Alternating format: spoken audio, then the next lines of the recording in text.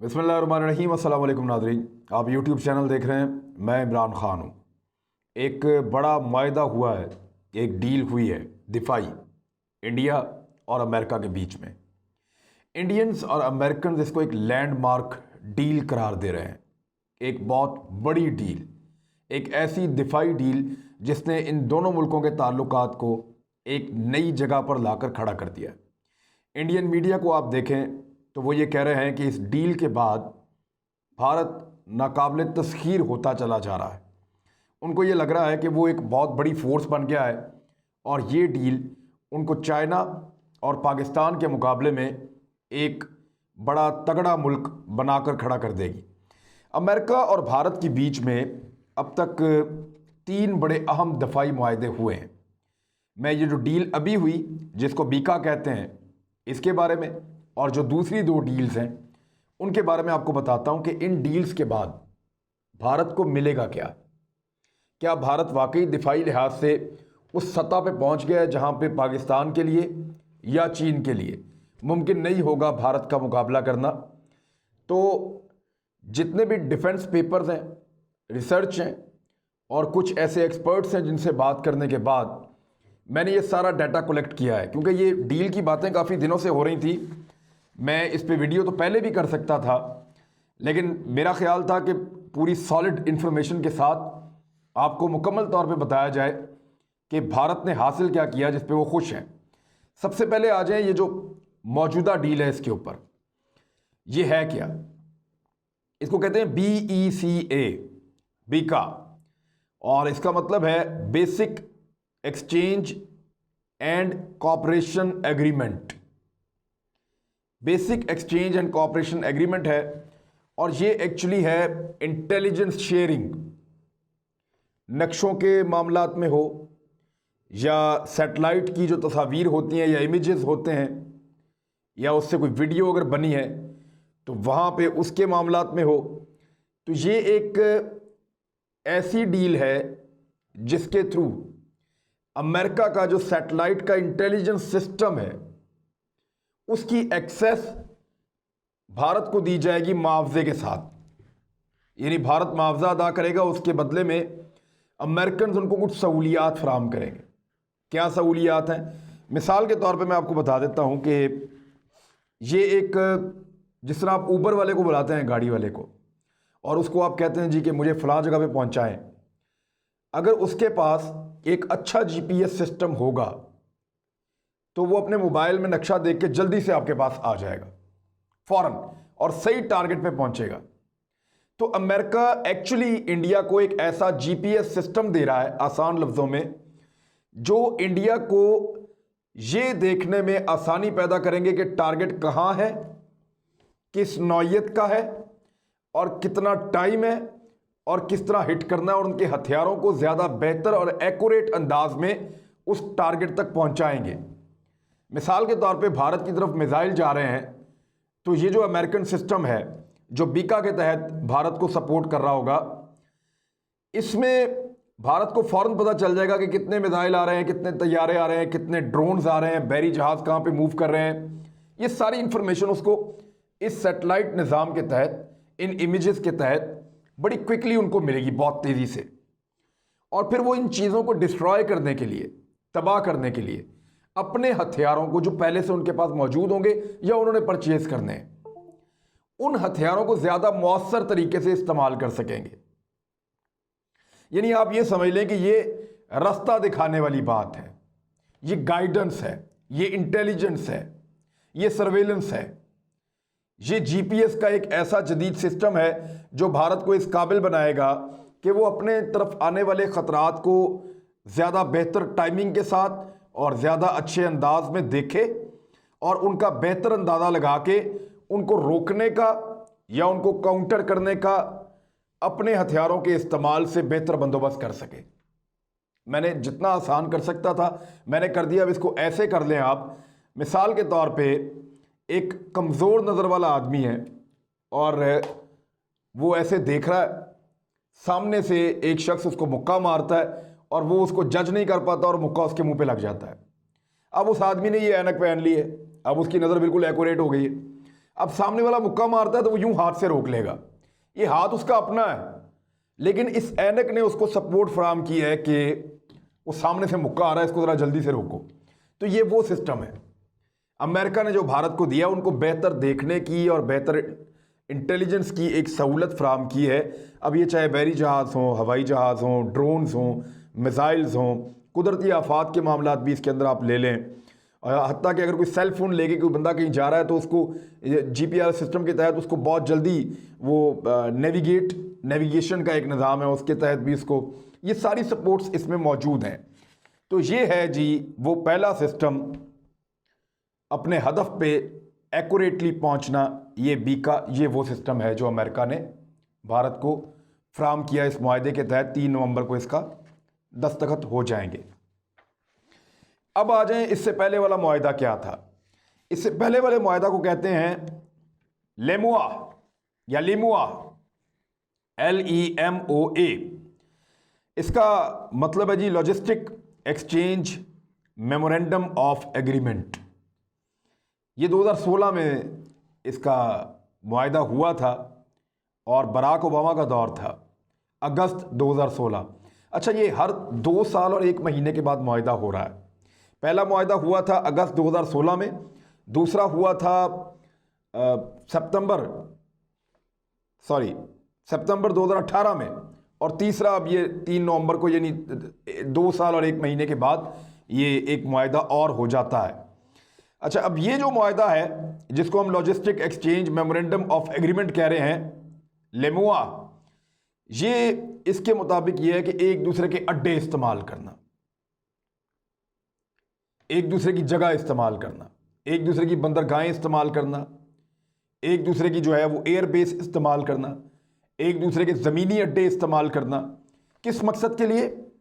Spare parts के लिए, मुरम्मत के लिए, रीफ्यूलिंग के लिए, यानी फ्यूल को आपने दोबारा भरना है उसके लिए, कोई चीज़ आपकी ख़राब है उसकी मुरम्मत करनी है उसके लिए, या कोई स्पेयर पार्ट्स आपको चाहिए तो आपने वहाँ रखे हुए हैं उसके लिए, उसके गैराज को इस्तेमाल करना है। तो मिसाल के तौर पे आपकी गाड़ी ख़राब हो गई, आप एक दोस्त, आपका घर दूर है तो आप किसी और इलाके में या शहर में हैं, तो अपने दोस्त के गैराज को इस्तेमाल करते हैं और वहाँ पे अपनी गाड़ी को आप ठीक करते हैं और फिर वहीं से आप अपनी गाड़ी में नया पेट्रोल भरते हैं और फिर आप चल पड़ते हैं। तो आपने अपने दोस्त के गैराज को इस्तेमाल किया है। अब ये जो मुआहदा है इसके तहत अमेरिका इस्तेमाल कर सकता है, और ये अमेरिकन बहरी बेड़े के लिए बहुत इंपॉर्टेंट है। जो इस खित्ते में अमेरिकन बहरी भेड़े हैं उनके लिए बहुत इंपॉर्टेंट है कि भारत उनको सहूलत फराहम करे। अच्छा, इसमें सहूलतें क्या हैं जी? कि वो वहाँ पे मेंटेनेंस कर सकता है, मुरम्मत कर सकता है, रिपेयर जिसको कहते हैं, रीफ्यूलिंग कर सकता है, या दीगर खिदमात ले सकता है, और इनके बदले में मुआवजा देगा। अब ये यकतरफा ही है, यानी इसमें ऐसा नहीं है कि भारत ने जाके अमेरिकन अड्डे इस्तेमाल करने हैं वहाँ किसी मुल्क पे हमला करने के लिए। वो तो वहाँ कनाडा है, अमेरिका है, इस तरफ ऑस्ट्रेलिया है, तो उधर क्या करना है जाके इन्होंने तो वहाँ जाके कुछ नहीं करना।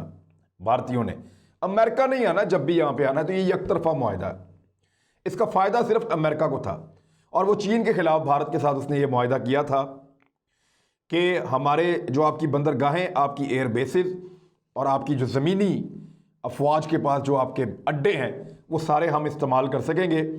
जंग के लिए नहीं, इस मुआहदे के मुताबिक जंग के लिए नहीं, दौरान जंग या अमन के दौर में, दोनों अदवार के अंदर सिर्फ मुरम्मत के लिए, रीफ्यूलिंग के लिए और दीगर खिदमात के लिए इनको इस्तेमाल किया जा सकता है। ये था जी दूसरा मुआहदा जिस पे भारत बहुत बगलें बजाता है। तीसरा मुआहदा कॉमकासा। कॉमकासा जो है इसको कहते हैं communication capability and security agreement. ये सितंबर 2018 में डोनाल्ड ट्रंप के दौर में ही इसका साइन हुआ था, ये मुआहदा भारत और अमेरिका के बीच में। इस मुआहदे के तहत अमेरिका ने अपना इंतहाई खुफिया जो राब्ते का निज़ाम है, कम्युनिकेशन का जो एक सिस्टम है बहुत खुफिया अमेरिका का, उसको, उस सिस्टम को भारत को देने का फैसला किया था और भारत के साथ उस सिस्टम को शेयर करने का फैसला किया था।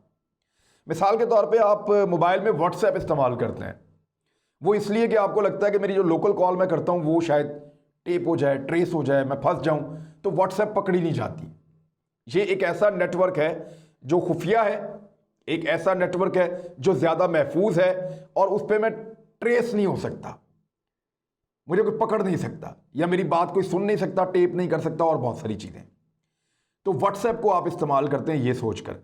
इसी तरह जो दिफाई लिहाज से कम्युनिकेशन के नेटवर्क बने हुए हैं या सिस्टम बने हुए हैं, पाकिस्तान के पास भी है, चीन के पास भी है, रशिया के पास भी है, सबके पास अपना अपना है। एक दूसरे को सुनने की कोशिश भी करते हैं। इस किस्म के इनके पास वायरसेस हैं, इस किस्म के इनके पास हैकर्स हैं, इस किस्म के इनके पास निज़ाम है कि ये उनको सुनते हैं, दूसरों को नकब लगाते हैं, जाके देखते हैं वो क्या कर रहा है, क्या पैगाम दे रहा है। तो इससे बहुत बड़े फ़ायदे भी होते हैं जंगी मैदानों में दिफाई लिहाज से। तो अमेरिका के पास एक महफूज तरीन निज़ाम है उनके बकौल, और वो निज़ाम जो है वो एक मुआहदे के तहत, जिसको कॉमकासा कहते हैं, communication capability and security agreement, इसके तहत अमेरिका भारत को वो सामान फ्राहम करेगा जिससे वो अपने हवाई जहाज़ों, यानी जो एयरफोर्स है उनकी, और उनके जो बहरी जहाज़ हैं समुद्री महाजों के ऊपर, या दीगर जो लद्दाख जैसे बुलंद बाला इलाके हैं, यहाँ पे वो उस कम्युनिकेशन इक्विपमेंट को इस्तेमाल करके अपने आप को सिक्योर करेगा और आपस के राब्ते की खबर बाहर नहीं जाने देगा। महफूज तरीन कम्युनिकेशन का सिस्टम, राब्ते का एक महफूज तरीन निज़ाम, खुफिया निज़ाम, ये है जी कॉमकासा। तो मैंने आपको तीनों बताए कि 3 एग्रीमेंट अमेरिका और भारत के बीच में हुए, एक बीका, दूसरा लिमोआ और तीसरा कॉमकासा। अब इन तीनों के तहत कुछ खास सहूलियात जो हैं वो मिल गई हैं इंडिया को अमेरिका से। लेकिन अब मैं आपको एक और चीज़ बताने वाला हूँ कि इंडिया को इसका फ़ायदा कितना होगा और किस लेवल पे होगा। ये ली तो उन्होंने पाकिस्तान और चीन के लिए है, लेकिन अगर कम्युनिकेशन का ये निज़ाम काम कर रहा होता तो अभिनंदन का जहाज़ 2019 में पाकिस्तान में ना गिरता। गौर कीजिए, 2018 में वायदा हुआ था अमेरिका का, और सितंबर 2018 में अमेरिका का और इंडिया का मुआहदा हुआ था, सिस्टम उनको मिल गया था। 2019 के फरवरी में, यानी उसके 5 महीने के बाद, सितंबर, अक्टूबर, नवंबर, दिसंबर, जनवरी, फरवरी, 5 महीने से भी ज़्यादा गुजर गए।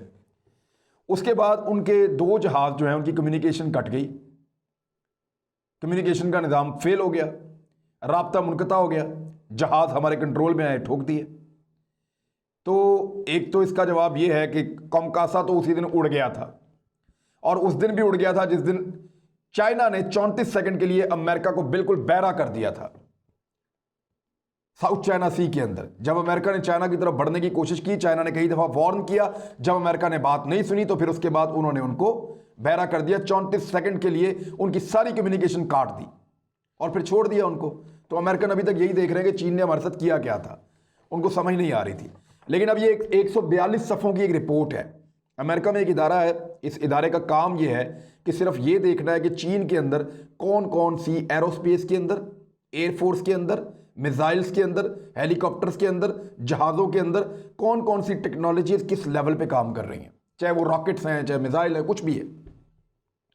और साइबर क्राइम यानी साइबर हमलों के हवाले से चीन कहाँ तक निकल गया है, कम्युनिकेशन स्किल्स उनकी कैसी हैं, सैटेलाइट्स में वो कैसे हैं। तो ये 142 सफ़ों की रिपोर्ट है चाइना एरोस्पेस स्टडीज़ इंस्टीट्यूट की, और इनका जो मोटो है वो ये है कि हर वो चीज़ जो उड़ती है उसको हमने देखना है जो चीन से ताल्लुक़ रखती है, एवरीथिंग दैट फ्लाइज। तो इसके अंदर बड़े अहम लोग होते हैं, एयर चीफ होता है अमेरिका का, सेक्रेटरीज का अपना एक है, स्पेस ऑपरेशंस का चीफ होता है, बहुत सारे इसके ओहदेदार होते हैं। इन्होंने 142 सफ़ों की एक रिपोर्ट बनाई है। अब वो रिपोर्ट ये कह रही है कि PLA यानी पीपल्स लिबरेशन आर्मी के पास कुछ इस तरह की सहूलतें हैं, उनकी नेवी के पास, उनकी एविएशन के पास, और उनके पास इस किस्म की सहूलतें मौजूद हैं साइबर हमलों के तनाजुर में भी और दीगर टेक्नोलॉजी के लिहाज से भी, कि भारत जैसा मुल्क अभी उनसे 12 से 14 साल पीछे है। भारत ने एंटी सैटेलाइट मिसाइल बना के बड़ी बड़के मारी 2019 में, चीन इसको 2006-7 में बना चुका है, और अब उसके बाद एक सिस्टम ऐसा है जो भारत के इस सिस्टम को तबाह कर सकता है। चीन के पास वो सहूलत है कि वो सैटेलाइट्स को आपस में टकरा सकता है, वो सहूलत है कि सैटेलाइट्स को तबाह कर सकता है, वो सहूलत है कि सैटेलाइट को खला के अंदर जो है वो बर्बाद कर सकता है, वो सहूलत है कि दूसरे की सैटेलाइट से खुद फ़ायदा उठा सकता है, वो सहूलत है कि दूसरे के राब्ते के निज़ाम को मुनक़ता कर सकता है। क्योंकि पेंटागन की एक रिपोर्ट का हवाला इसमें दिया गया है और उसमें ये बताया जा रहा है कि चाइना के पास बड़े खौफनाक जैमर्स हैं और उनकी मदद से पीपल लिबरेशन आर्मी ऐसी सलाहियत हासिल कर चुकी है कि वो अपने दुश्मन को अंधा और बहरा कर सकती है। दुश्मन अंधा और बहरा कैसे किया जा सकता है, मैं आपको बता देता हूं कि जदीद दौर है, सैटेलाइट से सारे इमेजेस लिए जाएंगे। जो इंडिया को अमेरिका फैसिलिटी दे रहा है ना, इसकी बात कर रहा हूं मैं। सैटेलाइट से इमेजेस लिए जाएंगे, एक्यूरेट निशाने लगाए जाएंगे, ऊपर से देख के आइडिया हो जाएगा दुश्मन को कहां मारना है, कैसे मारना है। कम्युनिकेशन का पूरा एक निज़ाम है राब्ते का जो सैटेलाइट के थ्रू चलता है और बड़ा खुफिया है। यही चीज़ें इंडिया को अमेरिका ने दी हैं, लेकिन यही वो चीज़ें हैं जिनको चीन ख़त्म कर सकता है, जिनको चीन जो है वो जैम कर सकता है। और चीन ने गुज़िश्ता दिनों 34 सेकंड के लिए अमेरिका को जैम करके दिखाया और फिर छोड़ दिया। और अमेरिका अभी तक इसी कैलकुलेशन में है कि ये हुआ क्या। तो भारत में लोग बगलें तो बजा रहे हैं, ये मुआहदा उनके लिए बड़ा इंपॉर्टेंट है। ये ऐसी चीज़ें नहीं हैं जिनको बिल्कुल आप उठा के फेंक दें, लेकिन भारत के लिए और अमेरिका के लिए एक और प्रॉब्लम हो जाएगी। भारत ने आज तक जो हथियार खरीदे हैं वो रूस से खरीदे हैं।